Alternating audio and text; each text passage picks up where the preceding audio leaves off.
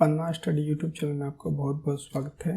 कक्षा छठी का गणित का चैप्टर नंबर 3 जिसका प्रश्नावली 3.1 के क्वेश्चन आंसर को सॉल्व करेंगे। क्वेश्चन आंसर सॉल्व करने से पहले हम लोग गुणनखंड और गुणज के बारे में जानकारी लेंगे। किसी संख्या का गुणनखंड उसका पूरा विभाजक होता है। जैसे संख्या है 8 का गुणनखंड होगा 1, 2, 4 और 8। ये जो संख्या होगी 1, 2, 4 और 8 की पूरी विभाजक है, क्योंकि अगर हम 1 से 8 में भाग देते हैं तो 8 बार में कट जाएगा। उसी तरह अगर हम 8 में 2 से भाग देते हैं तो भी कट जाएगा 4 बार में। फिर 8 में फिर हम 4 से अगर भाग देते हैं तो ये भी कट जाएगा 2 बार में। और फिर 8 में जब हम 8 से भाग देते हैं तो भी 1 बार में कट जाएगा। तो इससे सिद्ध होता है कि किसी संख्या का गुणनखंड उसका एक पूरा विभाजक होता है। जो गुणनखंड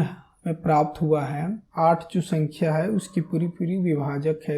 इससे सिद्ध होता है कि किसी संख्या का गुणनखंड उसका एक पूरा विभाजक होता है। एक संख्या अपने प्रत्येक गुणनखंड का एक गुणज होती है। जैसे संख्या है 20 को 4 गुने 5 लिखते हैं तो ये बराबर 20 होता है। गुणा करने से जो संख्या हमें प्राप्त होती है उसे गुणज कहते हैं। ठीक है, एक प्रत्येक संख्या का एक गुणनखंड होता है। जैसे 6 का गुणनखंड पहले होगा 1 गुने 6 आ जाएगा।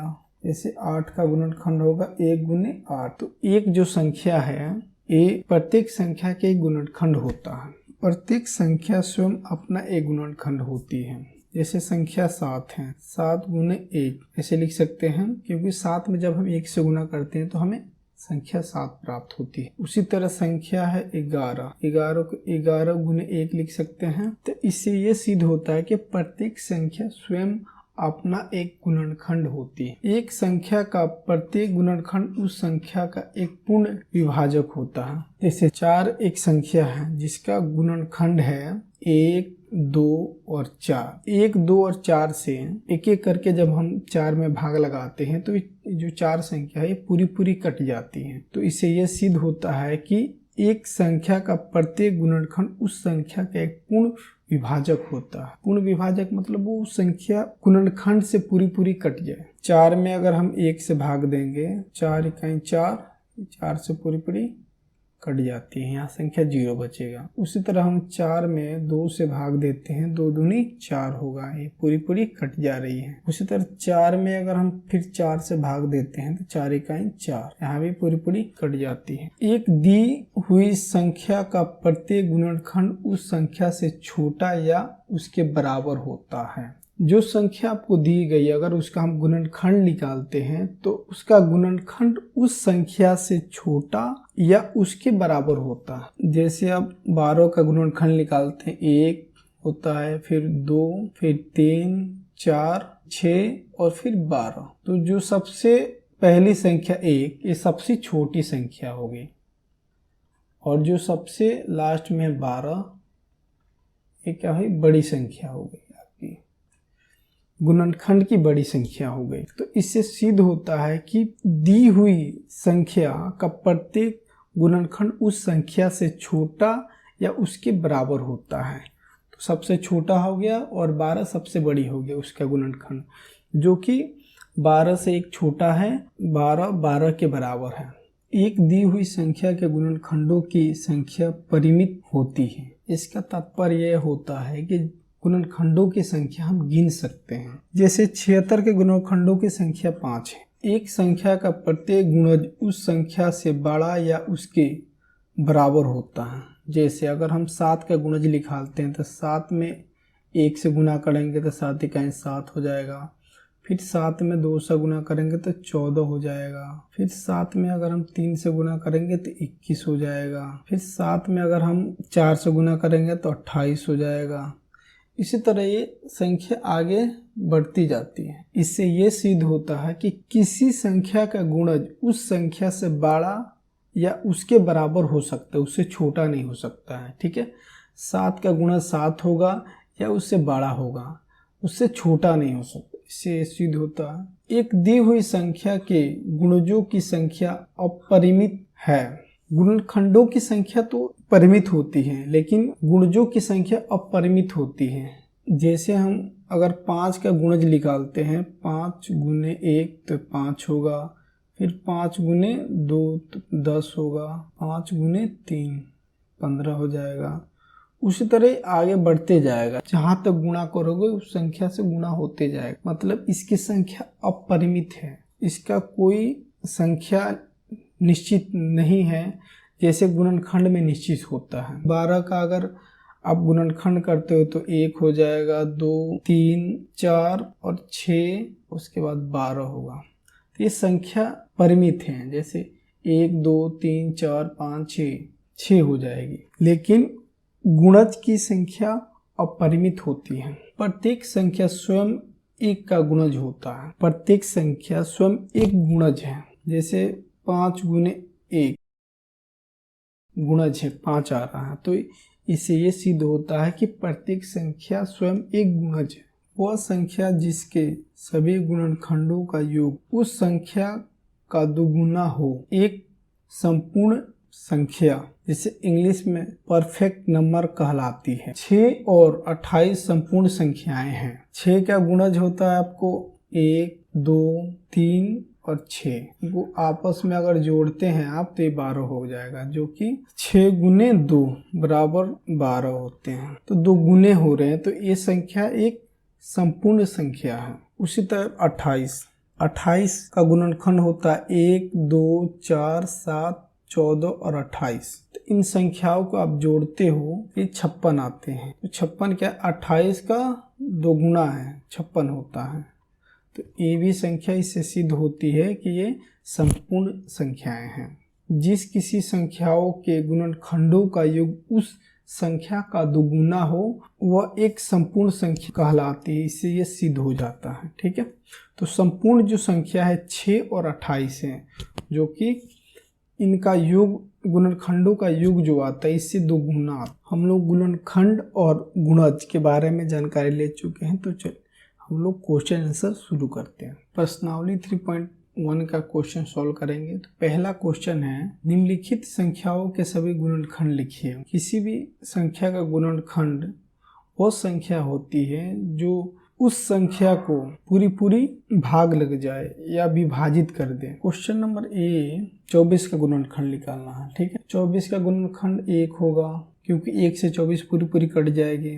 2 होगा, 2 से भी कट जाएगी। उसके बाद 3 से भी कट जाएगी, 4 से भी पूरी कट जाएगी, 6 से भी कट जाएगी, 12 से भी कट जाएगी और खुद 24 से भी पूरी कट जाएगी। क्वेश्चन नंबर बी है 15 का 1 से पूरी कट जाएगी 15, फिर 3 5 15 भी कट जाएगी, उसके बाद 5 से भी कट जाएगी, उसके बाद ये संख्या 15 से कटेगी। उसी तरह क्वेश्चन नंबर सी 21 का गुणनखंड होगा 1 होगा, 3 होगा, 7 होगा और वो खुद संख्या 21 होगी।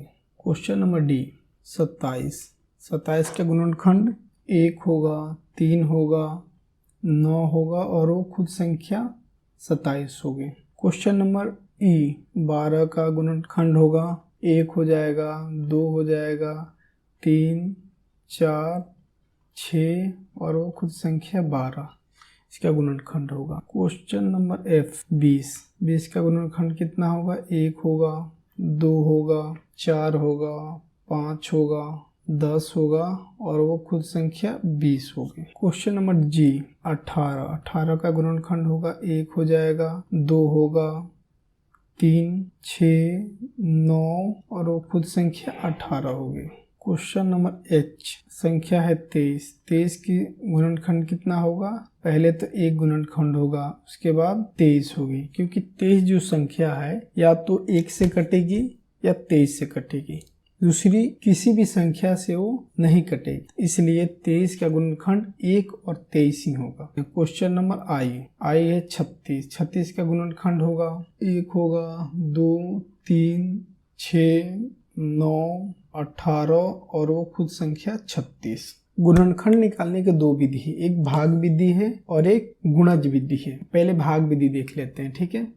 अगर जैसे यहाँ दिया है ई में 12 का गुणनखंड निकालना है, इसमें कौन सी संख्या से भाग देंगे कि कट जाएगा पूरी पूरी। अगर हम 1 से भाग देते हैं तो 12 इकाई 12, ये पूरी पूरी कट जाएगी। तो पहला गुणनखंड 1 हो गया। उसी तरह 12 में अब फिर कौन सी संख्या से भाग देंगे कि 12 पूरी पूरी कट जाएगी। तो 12 में अगर 2 से भाग देते हैं तो 2 छक 12, ये पूरी पूरी कट गई तो संख्या 2 हो गया। उसी तरह 12 में कौन सी संख्या को भाग देंगे कि ये पूरी पूरी कट जाए। तो 3 एक बार लेके चेक कर लेते हैं। 12 में फिर 3 से भाग देंगे, 3 चौके 12, इससे भी पूरी पूरी कट जाएगी। इसी तरह ये प्रोसेस तब तक हम पूरा करेंगे जब तक लास्ट हमारा संख्या 12 ना आ जाए। 12 का गुणनखंड तो लास्ट हमारा 12 आ रहा है, तो 12 में 1 से गुना करेंगे तो 12 इकाई 12 होगा। उसी तरह आगे बढ़ेंगे तो ये हमारा गुणनखंड निकल जाएगा।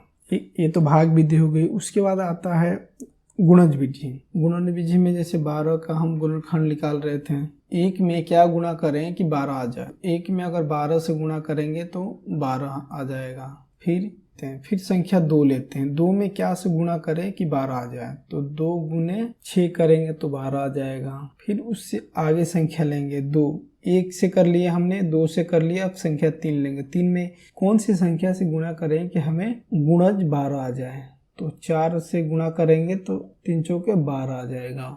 1 में हमने 12 से गुणा किया, 12 प्राप्त हुआ। फिर 2 में 6 से गुणा किया तो हमें 12 प्राप्त हुआ। फिर 3 में 4 से गुणा किया तो 12 प्राप्त हुआ। फिर 4 गुने 3 करेंगे तो भी हमें 12 ही प्राप्त होगा, ठीक है। 4 से गुणा कर सकते हैं, उसके बाद 6 से गुणा कर सकते हैं, उसके बाद खुद उस संख्या से गुणा कर सकते हैं 12 से। आपको उस संख्या से दोबारा रिपीट करके गुणा नहीं करना है, ठीक है। इसके गुणज आप आसानी से निकाल सकते हैं भाग विधि द्वारा या गुणज विधि द्वारा, या आप ऐसे डायरेक्ट लिख सकते हैं। अगर आपको पहले से पता हो तो आपको गुणा करने की कोई ज़रूरत नहीं है। जैसे हमने क्वेश्चन के आंसर सोल्व किया, सेम ऐसे भी आप लिख सकते हैं। क्वेश्चन नंबर 2, निम्न संख्याओं के प्रथम 5 गुणज लिखिए। ए उत्तर 5 का गुणज लिखना है तो पहले 5 में अगर हम 1 से गुणा करेंगे तो 5 हो गया, पहला गुणज 5 हो गया। फिर 5 में 2 से गुणा करेंगे 10 हो गया। उसके बाद 5 में 3 से गुणा करेंगे तो 15 हो जाएगा। 5 में 4 से गुणा करेंगे तो 20 होगा। 5 में 5 से गुणा करेंगे 25 होगा। 5 के प्रथम 5 गुणज 5, 10, 15, 20 और 25 हैं। क्वेश्चन नंबर बी, 8 का गुणज निकालना है। 8 गुने 1 बराबर 8 होगा। 8 गुने 2 बराबर 16। 8 गुने 3 बराबर 24। 8 गुने 4 बराबर 32। 8 गुने 5 बराबर 40। 8 के प्रथम 5 गुणज 8 होगा। 8 के बाद 16, 16 के बाद 24, 24 के बाद 32, 32 के बाद 40, इस प्रकार हैं। उत्तर क्वेश्चन नंबर सी 9। 9 का गुणनफल इसे 9 में 1 से गुणा करेंगे 9 होगा। फिर 9 में अगर 2 से गुणा करेंगे तो 18 होगा। फिर 9 में 3 से गुणा करेंगे 27 होगा। फिर 9 में 4 से गुणा करेंगे 36 होगा। फिर 9 में 5 से गुणा करेंगे 45 हो गया। 9 के प्रथम 5 गुणज 9, 18, 27, 36 और 45। क्वेश्चन नंबर 3, स्तंभ 1 की संख्या का स्तंभ 2 के साथ मिलान कीजिए।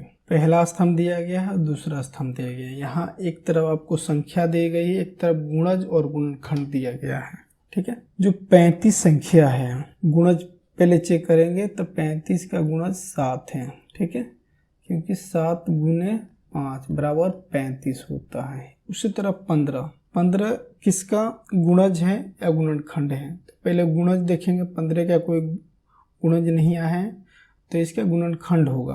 15 का गुणनखंड कौन सा है? 15 का गुणनखंड 30 है, ठीक है, क्योंकि 15 गुने 2 बराबर 30 आता है। उसी तरह 16 किसका गुणज है? 16 का कोई गुणनखंड नहीं दिया गया है तो ये गुणज होगा। तो 16 का गुणज होगा A, 8 का गुणज है, ठीक है। 8 दूनी 16 होता है, जो कि 16 8 का गुणज है। 20 किसका गुणनखंड है? 20 यहाँ दिया हुआ है, 20 का गुणनखंड है। उसी तरह 25 किसका गुणनखंड है? 25 का गुणनखंड 50 से आपको होगा, क्योंकि 25 दूनी 50 होता है। यहाँ बस इसमें केवल मिलान करना था, ठीक है। क्वेश्चन नंबर 4, 9 के सभी गुणज ज्ञात कीजिए जो 100 से कम हो। इसमें निश्चित दे दिया गया है कि आपको 100 से कम ही गुणज निकालना है, जो कि इस प्रश्नावली 3.1 का सबसे लास्ट क्वेश्चन है। इसे सोल्व करते हैं। उत्तर, एक बार 9 में 1 से गुणा करेंगे, 9 इकाई 9, फिर 9 में 2 से गुणा करेंगे, 9 दूनी 18, फिर 9 में 3 से गुणा करेंगे, 9 तिरके 27, फिर 9 में 4 से गुणा करेंगे, 9 चौके 36, फिर 9 में 5 से गुणा करेंगे, 9 पच्चे 45, फिर 9 में 6 से गुणा करेंगे, 9 छक 54, फिर 9 में 7 से गुणा करेंगे, 9 सत्ते 63, फिर 9 में 8 से गुणा करेंगे, 9 अट्ठे 72, फिर 9 में 9 से गुणा करें, 9 9 81, फिर 9 में 10 से गुणा करेंगे, 9 दहाई 90। उसी तरह हम आगे बढ़ेंगे। 9 में 11 से गुणा कर लेते हैं, 99। 100 में 1 कम है। 9 के सभी गुणज इस प्रकार हैं: 9, 18, 27, 36, 45, 54, 63, 72, 81, 90 और 99, जो कि 100 से कम है। अगर वीडियो अच्छी लगी हो तो वीडियो को लाइक करें, वीडियो को अपने दोस्तों में शेयर करें, पन्ना स्टडी यूट्यूब चैनल को सब्सक्राइब करें। वीडियो देखने के लिए धन्यवाद।